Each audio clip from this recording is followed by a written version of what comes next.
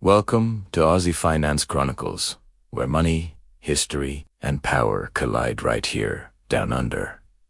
This isn't just another global finance channel. We're here to take a deep dive into Australian financial history, learning directly from the Aussies who shaped our nation. We explore everything from the gold rushes to the superannuation system to understand the forces of capital, debt, and control. By studying the patterns of our past, you'll learn how wealth is built and lost, sharpening your financial mind and avoiding the mistakes that brought down local empires. Our mission is to arm every Aussie with the knowledge to thrive. The clock strikes 5. Work is done. But at 6 o'clock, everything stops. In that 1 hour, an entire nation's drinking culture descends into chaos. This isn't just any old pub. This is Australia, right in the thick of what was known as the O'Clock Swill. So, what exactly was the O'Clock Swill? For much of the 20th century in Australia and New Zealand, pubs were legally forced to close at 6 p.m. This created a frantic rush hour where working men, finishing their shifts around 5, tried to drink as much as possible in that single, chaotic hour. How did a well-intentioned government law spiral into a national phenomenon, an economic anomaly, and a lasting cultural legend? In TSBA, we'll uncover the full story. We'll start with the birth of the Temperance movement, then see how World War I turned moral ideals into law. We'll explore how this law completely changed the design of our pubs, shaped our culture of mate and masculinity. And finally, we'll look at its long overdue repeal and the legacy that still echoes in our drinking habits today. Before this law, in the 19th century, Aussie pubs were much more civilized places. Following the British model, they often stayed open until 11 or 11:30 p.m. They were social hubs, places to catch up on news, make business deals, and unwind. Alcohol was part of the social fabric, but it was consumed at a leisurely pace. But then, the mood started to change. From the 1870s onwards, the temperance movement gained serious momentum. Its message was simple and powerful. Alcohol was the root of all evil, causing domestic violence, poverty, and moral decay. Women, often bearing the brunt of alcohol-fueled problems at home, were at the forefront of this crusade, their white ribbons becoming a symbol of the fight for sobriety. When World War I broke out in 1914, the temperance movement saw its golden opportunity. They brilliantly reframed the argument around patriotism. The question became, how can we waste resources on alcohol at home while our boys are making the ultimate sacrifice at the front? Suddenly, sobriety wasn't just a moral choice. It was a patriotic duty. Politicians framed early closing times as a wartime austerity measure.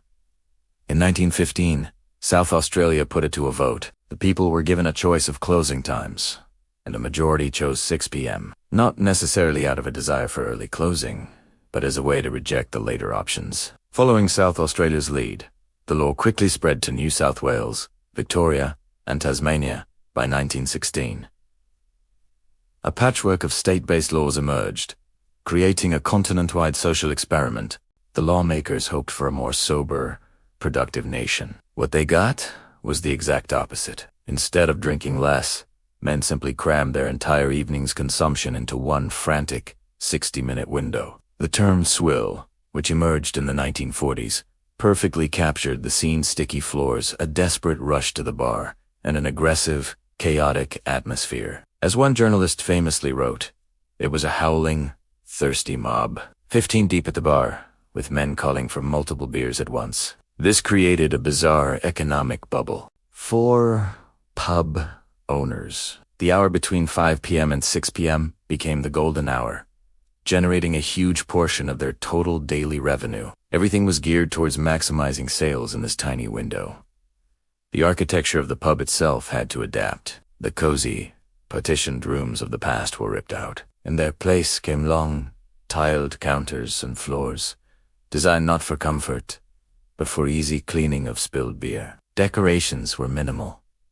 The pub was no longer a social space. It had become a brutally efficient drinking machine. John Brack's iconic 1954 painting, The Bar, perfectly captures this soulless, production line environment. Of course, when the pubs closed at 6, the thirst didn't just disappear. This led to the rise of the sleek grog trade, legal alcohol sales in back alleys, private clubs, and homes. The law could shut the front door of the pub, but it couldn't eliminate the demand. Initially, police reports did show a temporary drop in public drunkenness, but by the 1940s, it was clear the policy had backfired. The Swill had institutionalized a culture of rapid, excessive drinking, creating far more social problems than it solved.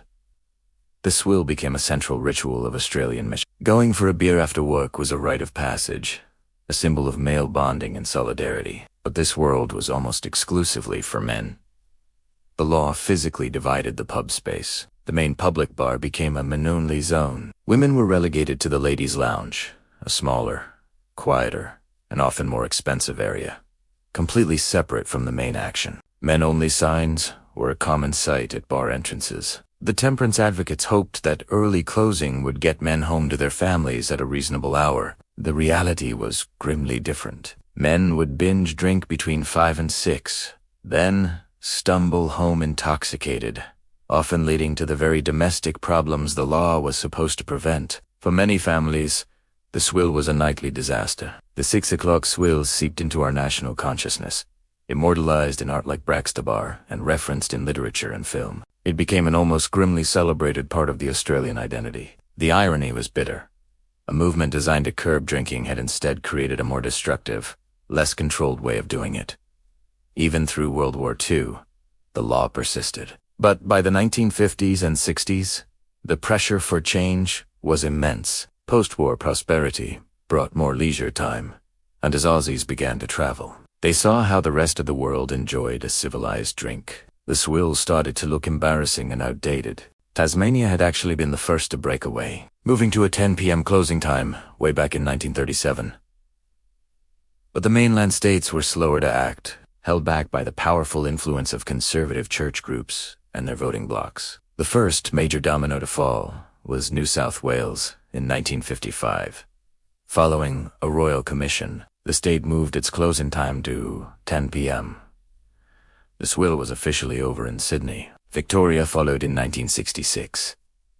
But South Australia, under the long-serving Conservative Premier Sir Thomas Playford, held out.